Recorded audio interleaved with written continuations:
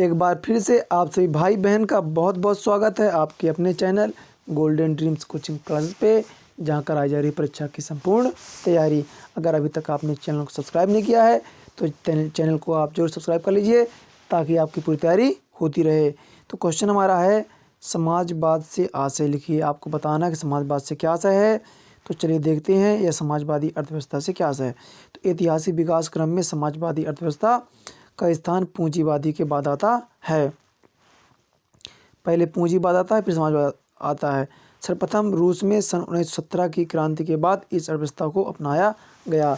तो समाजवादी अर्थव्यवस्था को सर्वप्रथम रूस में अपनाया गया 1917 की क्रांति के बाद। आप लोग वीडियो को पूरा देखिएगा, आज काफ़ी इंपॉर्टेंट क्वेश्चन होने वाले हैं ताकि आपको हर चीज़ समझ में आ जाए।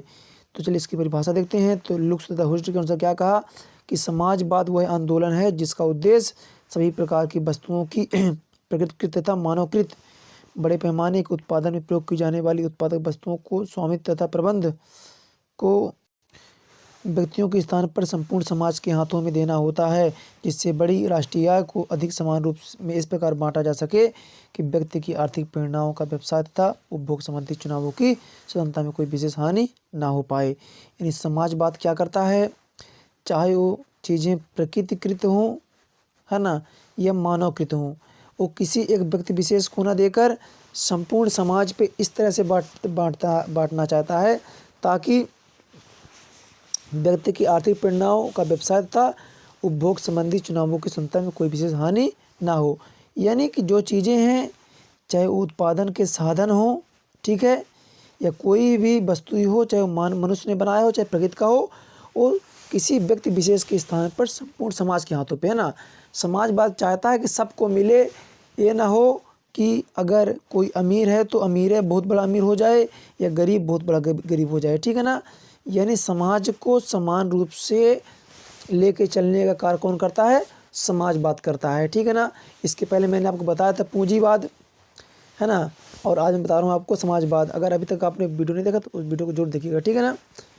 तो सिंपल सी बात है कि समाजवाद में क्या होता है, व्यक्ति विशेष को स्थान नहीं दिया जाता है, संपूर्ण समाज को स्थान दिया जाता है। जो उत्पत्ति के साधन होते हैं वो समाजवाद चाहता है कि सभी व्यक्तियों में समान रूप से बांटे जाएं ताकि वे उपभोग संबंधी चुनाव को आसानी से कर सकें या व्यवसाय को भी आसानी से कर सकें। अब देखते हैं समाजवाद की विशेषताएं, ठीक है ना। तो पहली विशेषता है उत्पादन के साधनों पर सामाजिक स्वामित्व, है ना, पहली विशेषता हो गई। दूसरा है उत्पादन तथा वितरण सरकार द्वारा, यानी जो उत्पादन होगा वितरण किसके द्वारा होगा, सरकार के द्वारा होगा। तीसरा आता है आर्थिक नियोजन। चौथा है धन का अधिक समान वितरण और शोषण का अंत। पहला देखते हैं कि उत्पादन के साधनों पर सामाजिक स्वामित्व। तो समाजवाद की सबसे प्रमुख विशेषता उत्पादन के साधनों पर समाज का स्वामित्व होना है। अतः समाजवाद में उत्पादन के साधनों का प्रयोग निजी लाभ के लिए ना किया जाकर सामाजिक उद्देश्य के लिए किया जाता है। जैसे पूंजीवादी अर्थव्यवस्था में हम उत्पादन के जो साधन थे उनका प्रयोग हम निजी लाभ के लिए करते, ठीक है ना। तो समाजवाद में क्या होता है, जो उत्पादन के साधन होते हैं उन्हें निजी प्रयोग में न लाकर समाज के लाभ के लिए प्रयोग में लाया जाता है, जिससे कि सबका भला हो सके। किसी व्यक्ति विशेष का इसमें जो उत्पादन के साधन होते हैं इसमें किसी व्यक्ति विशेष का स्वामित्व नहीं होता है बल्कि समाज का स्वामित्व होता है। दूसरा है उत्पादन तथा वितरण सरकार द्वारा। उत्पादन किन वस्तुओं किया जाएगा, उत्पादन का ढंग क्या होगा, उत्पादन किन लोगों के लिए किया जाएगा, ठीक है ना, आदि संबंधों के निर्णय समाजवाद में के अंतर्गत सरकार लेती है, ठीक है ना। सरकार इस संबंध में नियोजन सत्ता की सहायता लेती है, ठीक है ना। यानी किन वस्तुओं को उत्पादन होगा, कैसे उत्पादन होगा, कितना उत्पादन होगा, ये सारे निर्णय कौन लेता है, सरकार लेता है, ठीक है ना। समाजवाद में समाज संबंधी निर्णय कौन लेता है, सरकार लेता है। तीसरा आता है आपका आर्थिक नियोजन। तो समाजवादी अर्थव्यवस्था की प्रमुख विशेषता है आर्थिक नियोजन का पाया जाना है। इस अर्थव्यवस्था में आर्थिक नियोजन की भूमिका ठीक वही होती है जो कि पूंजीवाद में कीमत यंत्र की होती है। तो इसमें आर्थिक नियोजन की प्रमुख विशेषता है ना, समाजवाद की विशेषता समाजवादी अर्थव्यवस्था की प्रमुख विशेषता क्या है, आर्थिक नियोजन का पाया जाना है ना। यहाँ पे जो आर्थिक नियोजन है तो भूमिका वही होती है जैसे पूंजीवाद में क्या करते हैं, कीमत को देखा जाता है, तो समाजवाद में आर्थिक नियोजन को देखा जाता है। इस तरह से अर्थव्यवस्था को संभाला जाता है जिससे कि समाज में हर वर्ग के लोगों का फायदा हो सके। फिर आता है धन का अधिक समान वितरण। उत्पादन के साधनों पर सामाजिक स्वामित्व होने के कारण समाजवाद में धन का वितरण बहुत अधिक समान होता है। समाजवादी अर्थव्यवस्था में व्यक्तिगत आय का प्रमुख रूप मजदूरी होता है, ठीक है ना। यानी इसमें क्या किया जाता है, धन का अधिक समान वितरण किया जाता है, क्योंकि स्वामित्व का जो साधन होते हैं समान रूप से बटे हुए होते हैं। क्या आता है समाजवाद के गुण, क्या आता है समाजवाद के गुण। तो पहला है आर्थिक साधनों का श्रेष्ठतम प्रयोग, आर्थिक स्वामित्व, सामाजिक परजीविका का अंत, बेरोजगारी का निवारण, सामाजिक कल्याण का उद्देश्य, ठीक है ना। ये आपके इसके गुण हैं। आपको क्या करना है, बारीकी से नोट्स बना लेंगे जिससे कि आप, है ना, आपका क्या रहे कि 95 प्लस जाए, है ना, 95% आपके जाएँ, 96 बने, 97 बने। आपको क्या करना है, पूरी बुक पढ़ना है। और बहुत सारे भाई बहन कमेंट आ रहा है क्वेश्चन बैंक, तो मैं क्वेश्चन बैंक भी आपको बहुत जल्दी उसके सारे आंसर उपलब्ध कराने वाला हूँ, ठीक है ना। तो हमारा पहला पॉइंट क्या है, आर्थिक साधनों का श्रेष्ठतम प्रयोग। तो समाजवादी अर्थव्यवस्था एक नियोजित अर्थव्यवस्था होती है जिसमें नियोजन सत्ता समस्त आर्थिक व प्राकृतिक साधनों को कुशलता ढंग से प्रयोग करता है ना। इसमें क्या होता है कि जो आर्थिक साधन होते हैं उनका काफ़ी कुशलता से प्रयोग किया जाता है। दूसरा आता है आर्थिक स्थायित्व। समाजवाद में व्यापार चक्रों को समाप्त करके अर्थव्यवस्था में आर्थिक स्थायित्व स्थापित किया जाता है। यह केंद्रीय नियोजन सत्ता विभिन्न वस्तुओं की मांग व पूर्ति में संबंध स्थापित करता है। क्या करता है कि जो वस्तुओं की मांग होती है और पूर्ति होती है, ठीक है ना, उसमें क्या करता है, संबंध स्थापित करता है जिससे कि आर्थिक स्थायित्व बना रहे। वर्ग संघर्ष का अंत। समाजवाद में समान पूंजीपतिता श्रमिक वर्ग में विभाजित नहीं होता है, इसलिए वर्ग संघर्ष का निराकरण हो जाता है। जैसा कि पूंजीवाद में वर्ग संघर्ष होता है, इसमें अंत हो जाता है, क्योंकि समाजवाद में क्या होता है, समाजवाद में समान पूंजीपतिता प्राय श्रमिक वर्ग में विभाजित नहीं होता है, क्योंकि यहाँ पे आय का वितरण समान होता है, इसलिए यहाँ पूंजीपति या श्रमिक नहीं होते हैं, ठीक है ना। बेरोजगारी का निवारण। समाजवाद में नियोजन केंद्रीय सत्ता द्वारा किया जाता है तथा उत्पादन के साधनों पर सरकार का नियंत्रण होता है। इसमें क्या होता है, उत्पादन के साधनों पर सरकार का नियंत्रण होता है, जिसके परिणाम स्वरूप बेरोजगारी का अंत हो जाता है। इसके बाद आता है आपका समाजवाद के दोष लिखिए, ठीक है ना। तो कुशलता तथा उत्पादकता का अभाव पहला पॉइंट है आपका। चलिए देखते हैं इसको। समाजवाद में कुशलता तथा उत्पादकता का स्तर अत्यंत निम्न होता है, क्योंकि यह नौकरशाही के सभी दोष पाए जाते हैं तथा श्रमिकों के लिए प्रेरणाएं अपर्याप्त होती हैं।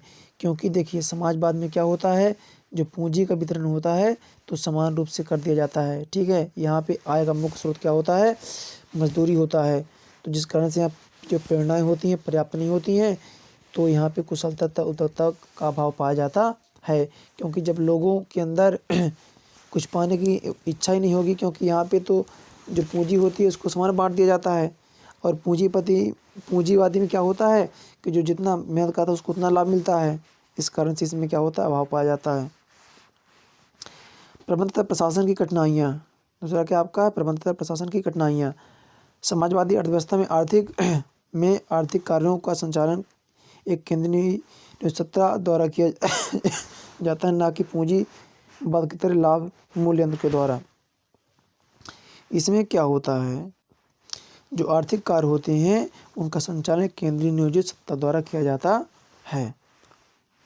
फिर आता है उपभोक्ता की सार्वभौमिकता का अंत। समाजवादी अर्थव्यवस्था में उत्पादन संबंधी सभी निर्णय सरकार लेती है, अतः उपभोक्ता केवल उन्हीं वस्तुओं को भोग कर सकते हैं जिन्हें सरकार प्रदान करती है। क्यों, देखिए उपभोक्ता की सार्वभौमिक अंत इसलिए हो जाता है क्योंकि यहाँ पे सरकार वस्तु निर्माण करती है, तो उपभोक्ता उन्हीं वस्तुओं को भोग कर सकते हैं जिनका सरकार ने निर्माण किया है। आगे आते हैं साधनों का अविवेकपूर्ण वितरण। तो कीमत यंत्र के अभाव में साधनों का वितरण समाजवाद में विवेकपूर्ण ढंग से न होकर मनमाना होता है। अगर अभी तक आपने हमारे टेलीग्राम चैनल को नहीं ज्वाइन किया तो उसको भी आप जल्दी जल्दी ज्वाइन कर लीजिए, क्योंकि वहाँ मैं सारे महत्वपूर्ण पीडीएफ देता रहता हूँ। तो मिश्रित अर्थव्यवस्था से क्या आशय है। अभी तक हमने देखा समाजवाद, पूंजीवाद, और तीसरी आती है मिश्रित अर्थव्यवस्था, ठीक है। तो इस पर क्या है आपका देखते हैं, चलिए। आधुनिक समय में एक नई अर्थव्यवस्था का विकास हुआ है जो मिश्रित अर्थव्यवस्था के नाम से जानी जाती है। भारत अन्य विकासशील अर्थव्यवस्थाओं में इस प्रणाली को अपनाया है। तो क्वेश्चन बन सकता है कि भारत ने कौन सी प्रणाली अपनाई है, तो मिश्रित अर्थव्यवस्था अपनाई है भारत ने। आगे बढ़ते हैं। मिश्रित अर्थव्यवस्था के अंतर्गत पूंजीवाद तथा समाजवाद दोनों के दोषों को दूर करने का प्रयत्न करके इन दोनों के बीच के रास्ते को अपनाया जाता है। वास्तव में मिश्रित अर्थव्यवस्था एक ऐसी प्रणाली होती है जिसमें निजी तथा सार्वजनिक क्षेत्र दोनों का सहअस्तित्व होता है। जो पूंजीवादी अर्थव्यवस्था के दोष थे या समाजवादी के थे, उन दोनों को दोषों को दूर करने का प्रयास किया गया है, ठीक है ना। यानी पूंजीवाद और समाजवाद दोनों को मिला के मिश्रित अर्थव्यवस्था को बनाया गया है। इस अर्थव्यवस्था पे निजी तथा सार्वजनिक क्षेत्र दोनों का सहअस्तित्व होता है। इसमें निजी वाले भी होते हैं और सार्वजनिक वाले भी होते हैं, इसलिए इसको क्या कहते हैं, मिश्रित अर्थव्यवस्था कहते हैं। परिभाषा देखते हैं। मुंड एवं वोल्फ के अनुसार मिश्रित अर्थव्यवस्था की परिभाषा निजी एवं राज्य द्वारा नियंत्रित उपक्रमों की एक मिलीजुली व्यवस्था के रूप में की जा सकती है। यह एक ऐसी प्रणाली है जिसमें व्यावसायिक गतिविधियों का संचालन अनेक स्वरूपों एवं व्यवस्थाओं के साथ संपन्न किया जाता है। यानी इसमें क्या होता है, सरकार और निजी कंपनियां मिलकर दोनों ही क्या करती हैं, व्यवसाय को चलाती हैं, नियंत्रित करती हैं। दोनों के इसमें जो व्यावसायिक गतिविधियाँ होती हैं, तो कहीं की सरकार तो कहीं निजी कंपनियां, दोनों मिलकर कार्य को करती हैं। अब आपका आता है मिश्रित अर्थव्यवस्था के गुण, ठीक है ना। क्या आता है आपका, मिश्रित अर्थव्यवस्था के गुण। तो पर्याप्त स्वतंत्रता पहला गुण क्या हो जाएगा, पर्याप्त स्वतंत्रता। दूसरा हो जाएगा मूल्य यंत्र का सदुपयोग। तीसरा हो जाएगा उपभोक्ता का प्रभुत्व हो जाएगा। चौथा हो जाएगा साधनों का सर्वोत्तम उपयोग। और पाँचवा होगा तीव्र आर्थिक विकास। तो पहला आता है पर्याप्त स्वतंत्रता। तो मिश्रित अर्थव्यवस्था में व्यक्तियों को पूर्ण रूप से राजनीतिक एवं आर्थिक स्वतंत्रता प्राप्त होती है। व्यक्तियों को संपत्ति रखने एवं हस्तांतरण करने की भी सुविधा होती है। इसमें व्यक्ति अपनी संपत्ति रख सकता है और उसका हस्तांतरण भी कर सकता है। फिर मूल्य यंत्र का सदुपयोग। तो मिश्रित अर्थव्यवस्था में प्रायः वस्तुओं के मूल्य का निर्धारण बाजार के अंतर्गत किया जाता है, जिसमें निजी साधनों का वितरण कुशल तरीके से संभव होता है ना। वस्तुओं का मूल्य निर्धारण क्या किया जाता है, बाजार व्यवस्था के अंतर्गत किया जाता है। उपभोक्ता की प्रभुत्व ना। तो मिश्रित अवस्था में प्रत्येक व्यक्ति को अपनी आय स्वतंत्रपूर्वक व्यय करने का अधिकार होता है। इसमें जो उपभोक्ता होता है अपनी आय को स्वतंत्रपूर्वक व्यय कर सकता है, ठीक है। आगे देखते हैं। फिर आता है साधनों का सर्वोत्तम उपयोग। तो मिश्रित अवस्था में सरकार नियोजन क्रिया करती है, जिसमें निर्धारित उद्देश्यों की प्राप्ति के लिए साधनों का आवंटन निजी क्षेत्र, सरकारी क्षेत्र तथा संयुक्त क्षेत्र में एक निर्धारित योजना के अनुरूप किया जाता है, जिससे साधनों के अनुकूलतम उपयोग संभव हो पाता है। इसमें क्या होता है, निजी क्षेत्र और सामाजिक क्षेत्र संयुक्त होकर एक योजना तैयार करते हैं, जिससे कि जो उत्पादन के साधन हैं उनका अनुकूलतम प्रयोग हो सके। फिर आता है तीव्र आर्थिक विकास। तो मिश्रित अर्थव्यवस्था में साधनों के कुशलतम प्रयोग निजी तथा सार्वजनिक क्षेत्र में पारस्परिक सहयोग के परिणामस्वरूप आर्थिक विकास तीव्र गति से होता है, क्योंकि इसमें निजी क्षेत्र और सार्वजनिक क्षेत्र दोनों का सहयोग होता है, जिससे आर्थिक विकास काफ़ी तीव्रता से होता है। बाकी दोस्त हम आपको अगले वीडियो बताएंगे। तो अगर अभी तक आपने चैनल सब्सक्राइब नहीं किया है, सब्सक्राइब जरूर कर लीजिएगा। कल आपको मैं क्वेश्चन बैंक के उत्तर देने वाला हूँ, ठीक है ना। जो आपका क्वेश्चन बैंक है, कल मैं आपको उसके आंसर प्रोवाइड कराऊंगा, परेशान ना होइएगा, ठीक है ना। कल कम से कम आपको मैं 30 क्वेश्चन के आंसर दूंगा क्वेश्चन बैंक, ठीक है ना। तो कल का दिन आपके लिए काफ़ी इम्पोर्टेंट है, इसलिए अगर अभी तक आपने चैनल को सब्सक्राइब नहीं किया, सब्सक्राइब जरूर कर लीजिएगा।